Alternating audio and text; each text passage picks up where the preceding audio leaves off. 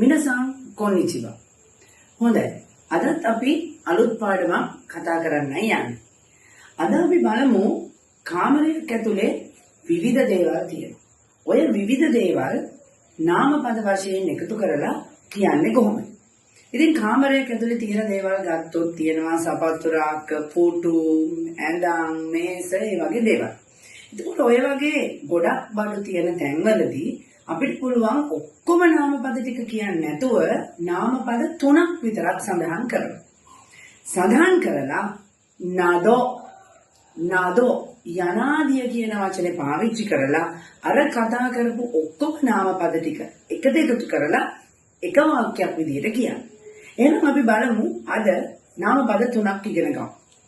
මුලින්ම බලමු රක්කු සපත්තු රාක්කයක් හෝ ඇඳුම් රාක්කයකට අපිට රක්කු කියලා කියන්න පුළුවන්. ඊළඟට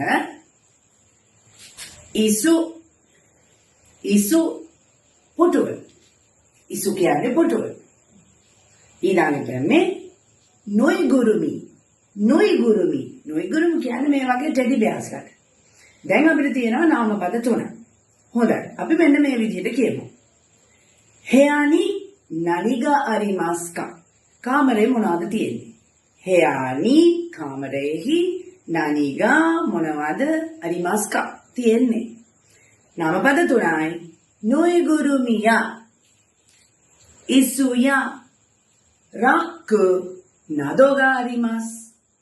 නොයිගුරුමියා ඉසුයා රක්කු නදෝගා අරිමාස්. ඔතනදී අපි භාවිත කරේ යා නදෝගා අරිමාස් කියන ව්‍යාකරණය.